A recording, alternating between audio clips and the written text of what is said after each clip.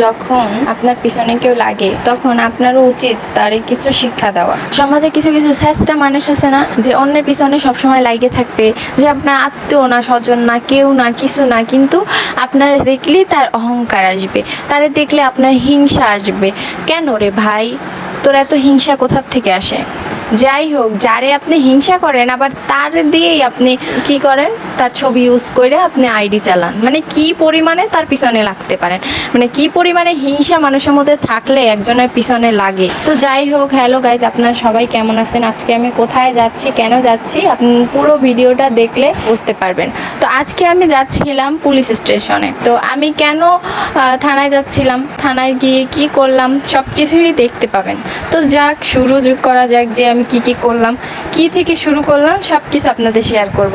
তার আগে আপনাদেরকে আমি একটা কথা বলে রাখি, যে স্ক্রিনে যে ছবিটা বা স্ক্রিনশটটা দেখতে পারবেন, এই প্রোফাইলে কষ্ট করে হলেও একটু যাই রিপোর্ট মারে আসবেন। কারণ আমি অনেক রিপোর্ট মারছি, কিছুতেই এই আইডিটা নষ্ট হচ্ছে না। কারণ কে যেন একটা ফেক আইডি আমার নামে খুলছে, খুলে শুধু সে বসে থাকে নাই, মানে অনবরত সে ভিডিও আপলোড করে, মানে আমার ছবি আপলোড করে। আমি যে ছবিগুলো এখন পর্যন্ত ঠিকমতো নিজের পেজেও আপলোড করি নাই, অন্য একজন আমার সাথে সেলফি তুলছে, সে আপলোড করছে, সেইটাও নিয়ে সে আপলোড করছে। কি রে ভাই, তোর সমস্যা কি? আমার পিছনে এত কেন লাগা লাগবে তোর? মানে মানুষের, তোর কি ব্যবসা করার অন্য কোনো ইস্যু ছিল না, মানে অপশন ছিল না কোনো?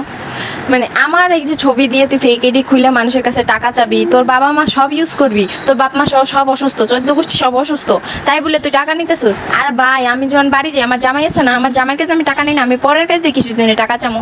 আর একটা মানুষ ঘরের থেকে বের হলে আপনারাও কিরকম বিবেকহীন, বুঝেন না যে একটা মানুষ বাইরে বের হয়েছে, তার কি মাথায় নাই যে আমি রাস্তায় যাব, আমার কাছে টাকা নাই, সে রাস্তায় বসে আপনার কাছে টাকা চাবে? এগুলো তো ভণ্ডামি করতেছে। এখন তো ফেক আইডির অভাব নাই, তারপরও এই যুগে আইসা কেন আপনারা এগুলো করতেছেন, কেন টাকা দিচ্ছেন? আর আপনারা যদি এই আইডিটা খুঁজে না পান, আমি উপরে লিঙ্ক দিয়ে দিব, অবশ্যই আইডির ভিতরে ঢুকে আপনারা একটা করে রিপোর্ট মেরে আসবেন। একটু আমাকে সহযোগিতা করবেন, কারণ আমার আর সহ্য হচ্ছে না। অবশ্যই এখন অত বেশি টেনশনও লাগতেছে না, কারণ আমি যে সাথে সাথে ওর নামে থানায় জিডি করে আসছি। জিডিটা এই জন্য করছি, প্রথম ভাবছি যে করব না, জিডিটা এই জন্য করছি যে ও যদি কখনো কোনো খারাপ কিছু করে, যাতে দায়ভারটা আমার উপর না করে, আমি দেখাইতে পারি যে আমি একটা জিডি করে রাখছি থানায় আগে থেকেই। তো আমি এই থানায় যে জিডি করছি সেই ছবিটাও দিব এখানে, কারণ এইটাও অনেকের বিশ্বাস নাও হইতে পারে, ঠিক আছে? তো এখন দেখেন, আমি যাই অবশ্য ওইখানে অনেকক্ষণ বসেছিলাম, বসার পরে তারা অনেকক্ষণ বলতে কি বেশিক্ষণ আমার বসায় রাখে নাই, আমার আগে যারা ছিল তাদের আগে আমার কাজ করাই দিছে। কারণ আমার বাবা এখানে ফোন দিছিল, ফোন দিয়ে বলার কারণে আমার কাজটা সহজ হয়ে গেছে, যেহেতু আমার বাবা একজন ইন্সপেক্টর, তো আমার কাজটা তো সবার আগেই করবে, ঠিক না? আর আমাকে একেবারে মেইন কপিটা দিয়ে দিছে, আমি এইখানে যে ছবিটা দিব সেইটা দেখলে আপনারা বুঝতে পারবেন, একেবারে মেইন কপিটা দিছে।